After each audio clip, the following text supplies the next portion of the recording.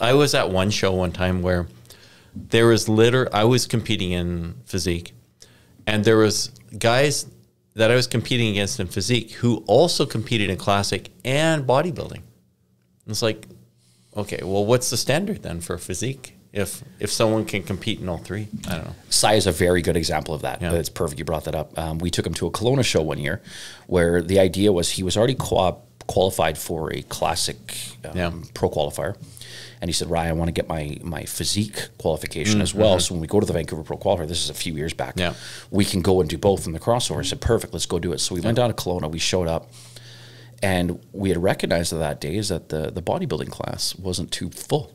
Really? And we said, you know what? Like, he's a classic guy. He knows bodybuilding poses. We're like, you know what? That's awesome. Let's have some fun. Toss you in Just there. at the last minute, goes into it? So he went into it as a physique competitor and went into the bodybuilding last minute. So turned around, won his bodybuilding class, placed first. He just has that physique. He's got a lot of round muscle belly, tight, tiny waistline. Yeah. He can, you know, he's not a huge, dense guy, but his overall physique fits well within pretty much any category. Wow. So yeah, he ended up winning first place in physique that day, and won the overall physique, and then of course ended up winning his bodybuilding class. Wow. So yeah, he's got first place finishes everywhere.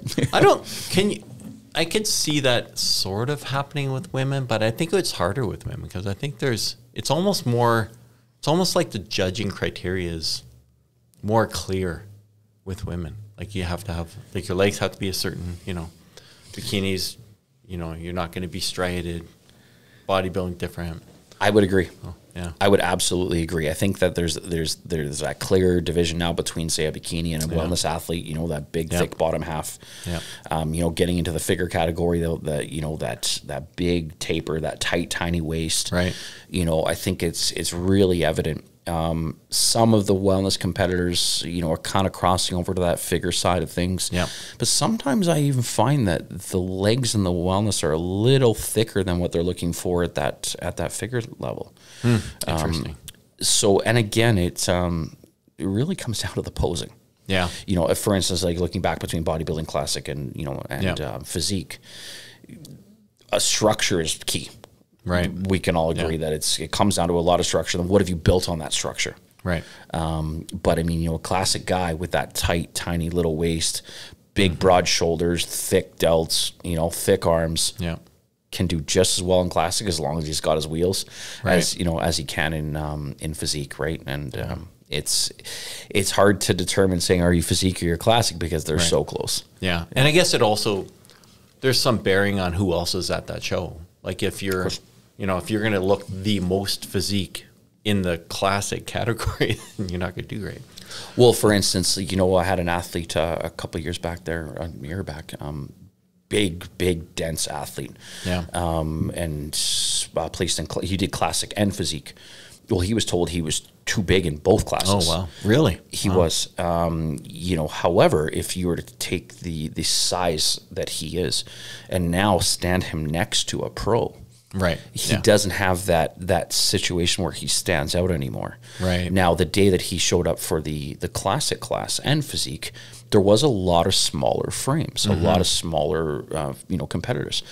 So when you put a guy with as dense muscle as he has and as thick he is, he stands out, and they're like, "Oh, he looks too much like a bodybuilder." Right. Meanwhile, you can put him next to a pro classic guy and say, "Okay, he's not standing out like that anymore." Right. So you're right. It like really comes down to who you're standing next to and what that does to your look. Yeah. It was interesting in that very first show that I was in. I think it was. Who's the lady that is one of the judges in CPA? I forget her name, but she used to judge for the ABBA, and Tara, yeah, love you, yeah. So, and I don't know if it was her because like it was my first show, I had no idea what was going on, and so there was one guy competing in physique with us, and he was big, he was probably enhanced, and he was just like the biggest guy in physique. They pulled him out and put him into classic, like in the show. Like he had already been on stage, and they're like, "No, you're in classic now." Oh, it was awesome. Yeah. I mean, if the judge sees the opportunity for it, and he won, he won overall in classic. So yeah. I think a lot of athletes get in their own head too. Like, "Oh, am I big enough? Can I do it? Am I? You know, what should I do?"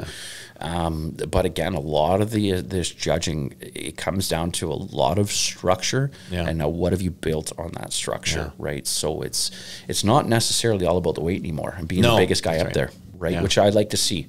You know, but someone like myself as a competitor, I was never going to be 260 pounds. Yeah. You know, but, you know, I was only able to work with the frame that I had, and, you know, stepping back, you know, Cyril winning that pro card last year, you know, winning it as a classic A competitor. Yeah. You know, looking at the guys in B and C and D, these guys are 40, 50 pounds on them. Yeah. You know, and so he's standing side by side, holding his own, not only holding his own, beating them and winning his card when they got 40 pounds of muscle on them. So yeah, it's a lot. Yeah, so structure's key. Yeah. That's crazy. What happened out of, you had mentioned COVID. What was the big shift out of COVID? So like everyone had to go work out at home. Gyms are shut down forever. Shows were shut down. Now we're kind of transitioning out of COVID. So what are you seeing? What's the trend now?